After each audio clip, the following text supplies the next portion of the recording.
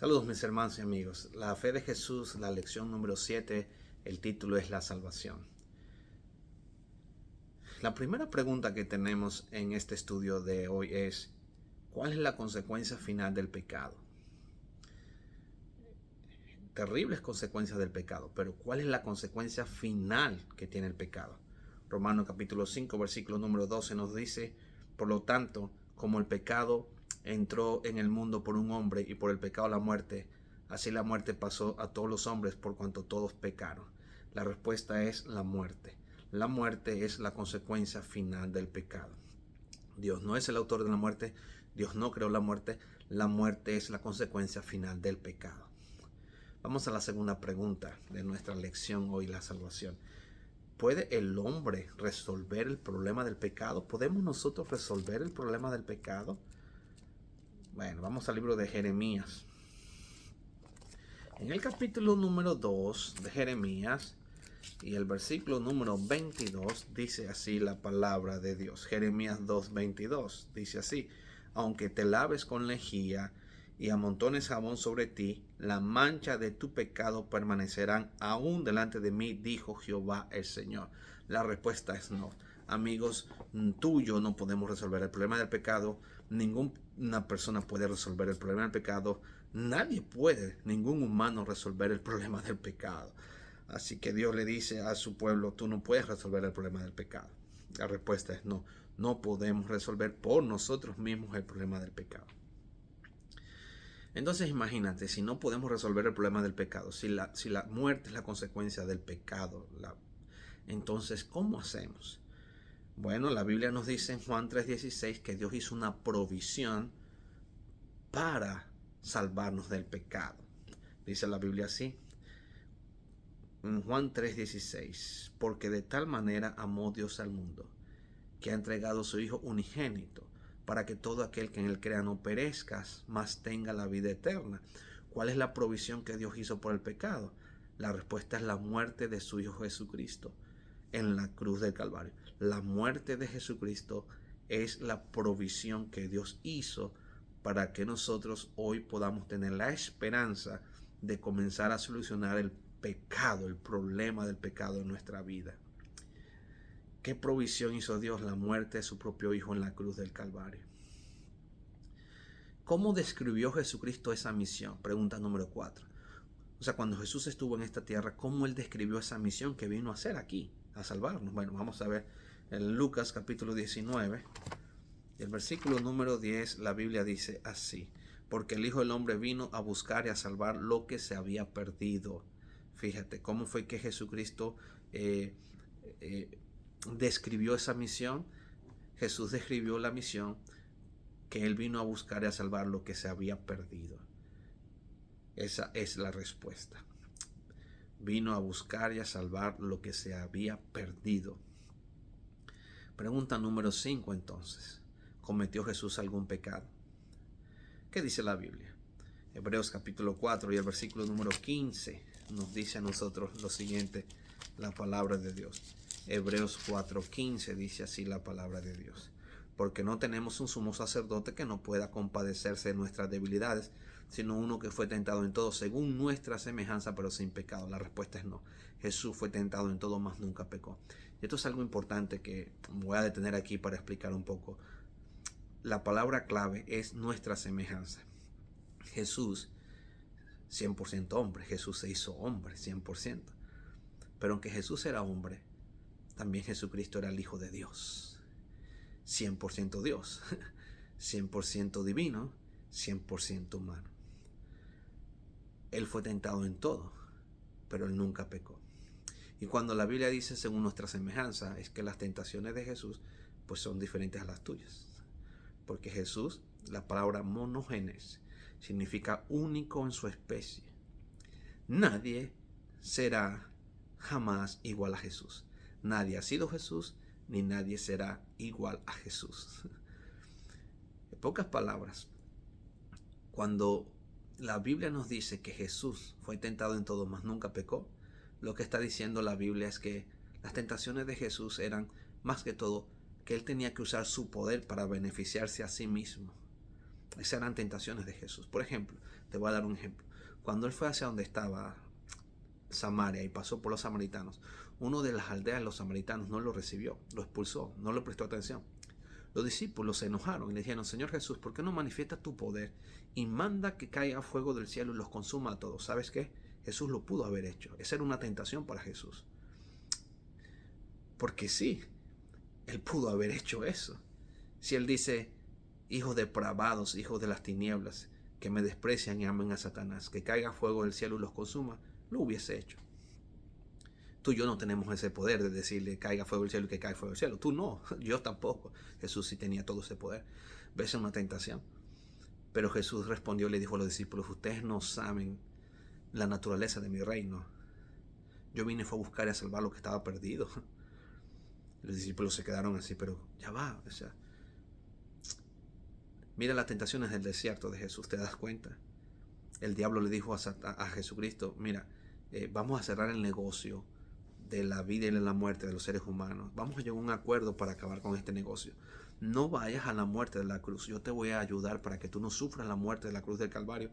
Y vamos a llegar a un acuerdo. Si tú me adoras y te postras y me adoras, te los devuelvo.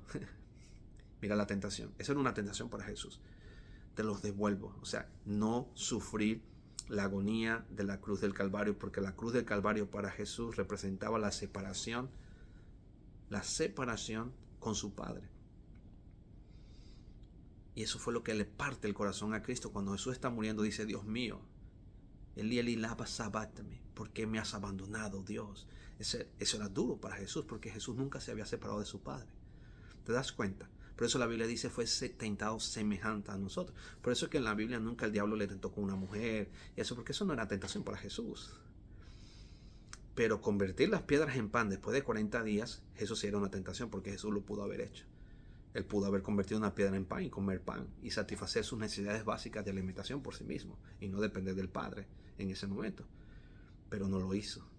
No lo hizo porque se concentró en salvarte a ti. Y digo esto porque hay muchas personas que piensan que como Jesús nunca pecó, entonces según el poder de Cristo como está contigo, y sí, el poder de Cristo está contigo, pero entonces hay ciertas personas que se van al perfeccionismo, donde dicen que tú nunca vas a pecar, que tú jamás vas a pecar, ni siquiera que ni en pensamiento tú pecas, porque ya tú pasaste a una esfera espiritual increíble en donde tú no pecas, tú eres perfecto, una generación que va a ser perfecta ante la venida de Cristo Jesús. Y eso es diabólico, eso no es bíblico.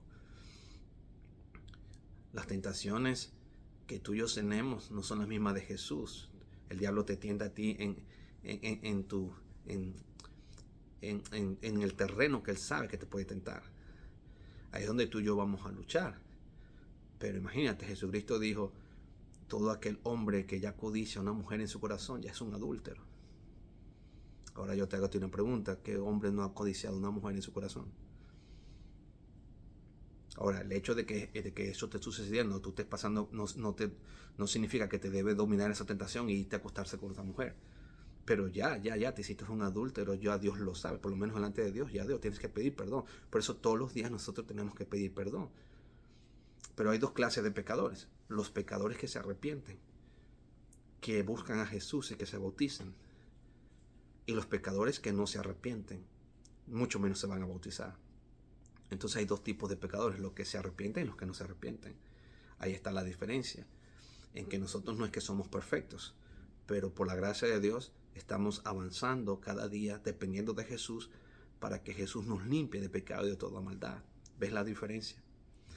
Así que no caigas en el extremo del perfeccionismo y tampoco caigas en el extremo del liberalismo, donde vas a pensar que Dios, como te ama tanto, entonces Dios va a permitir que tú hagas toda la licencia pecaminosa del mundo, porque igual Dios te va a salvar. Hay personas que hablan cosas que no están en la Biblia. Hay personas que inclusive están diciendo que creen en el amor universal de Dios y que Dios inclusive va a salvar hasta al demonio, porque Dios es amor y que eso está en contra de su naturaleza. Tales personas no han leído lo que dice la Biblia. La Biblia dice que Dios va a acabar con el pecado, va a acabar con el diablo, va a acabar con el mal. La Biblia dice su extraña obra, pero la va a realizar. ¿Sabes por qué? Porque Dios es Dios justo y misericordioso a la vez. Vamos a otra pregunta. ¿Cómo pagó Jesús la deuda del hombre? Isaías 53. versículo número 3 al 7. Isaías, capítulo 53, versículo 3 al 7 del libro de Isaías. Capítulo 53, versículo 3 al 7. Dice así la palabra de Dios. Despreciado y desechado entre los hombres, varón de dolores, experimentado en quebranto, y como que escondimos de él el rostro, fue menospreciado y no lo estimamos. Ciertamente llevó nuestras enfermedades y sufrió nuestros dolores, y nosotros le tuvimos por azotado, por herido de Dios y por abatido. Mas él herido fue por nuestras rebeliones, molido por nuestros pecados. El castigo de nuestra paz fue sobre él, y por su llaga fuimos nosotros curados. Todos nosotros nos descargamos como ovejas, cada cual se apartó por su camino, mas Jehová cargó en él el pecado de todos nosotros. Angustiado él y afligido, no abrió su boca, como cordero fue llevado al matadero, y como oveja delante de sus trasquiladores, enmudeció y no abrió su boca. La pregunta es, ¿cómo pagó Jesús la deuda del hombre? Y la Biblia dice que lo pagó con su muerte, derramando su sangre y su vida por nosotros. ¡Wow! ¡Qué amor de Dios! Mira cuánto tú vales para Dios. La sangre de su propio Hijo Jesucristo. La sangre del unigénito Hijo de Dios. Para los judíos la sangre era símbolo de vida. Porque Dios dice en el libro de Levítico capítulo 17, la sangre es la vida. Pero también la sangre para el hebreo que se enseñaba en la Pascua representaba también la liberación de la esclavitud, la liberación del pecado, la liberación de la idolatría. Así que tú eres hoy libre, pero ¿a qué punto? ¿Cuánto le costó a Dios y al cielo tu liberación? A ti no te costó nada. Es como aquella persona que está presa y dice, ¿sabes qué? Para que salgas tienes que pagar $200 millones. ¿Y de dónde los va a sacar si no tiene ni $10 en su cartera, en su bolsillo? Y llega alguien y paga no 200, paga 400, el doble. Y lo llama el juez y le dice, tú estás absuelto, alguien pagó por ti. ¿Quién pagó? Eso es lo que más o menos es un pequeño ejemplo de cómo tú y yo estábamos, pero Dios pagó. Y tú hoy te vas tranquilo, tú eres libre, pero al cielo le costó la sangre del Hijo de Dios. Entonces la salvación es gratuita, pero no es barata. Debes entonces estimar el Evangelio y debes levantar tu autoestima, pero estimar el Evangelio de Jesús. Y la pregunta número 7, ¿qué acto aseguró nuestra salvación? 1 Corintios capítulo número 15. 1 Corintios capítulo número 15. Y vamos a leer el versículo número 20 de 1 Corintios capítulo número 15. 1 Corintios capítulo número 15. El versículo número 20 dice así la palabra de Dios. Mas ahora Cristo ha resucitado de los muertos, primicia de los que durmieron es hecho. Porque por cuanto la muerte entró por un hombre, también por un hombre la resurrección de los muertos. Porque así como en Adán todos mueren, también en Cristo todos seremos vivificados. Entonces, ¿qué acto fue el que aseguró? El que aseguró la salvación. Bueno, la muerte Cristo pagó. Pero sabes que la tumba de Jesús está vacía. Jesús resucitó. La muerte no tenía potestad para detener al Hijo de Dios. Jesús le dijo a sus discípulos, yo voy a poner mi vida, pero el tercer día yo la voy a tomar. Así como Jonás duró 3 días en el vientre de la ballena y salió. El Hijo del Hombre también estará 3 días, pero saldrá en la muerte, porque la muerte no tiene potestad sobre el Hijo de Dios. Jesús dice, yo doy mi vida, la pongo y me la vuelvo a tomar. No tiene poder la muerte sobre Jesucristo. Jesús resucitó y ese acto de la resurrección de Jesús asegura tu salvación. Qué lindo estudio hemos tenido hoy, mis queridos amigos. Mira, entonces, ¿cuál es la conclusión? ¿Qué debemos hacer?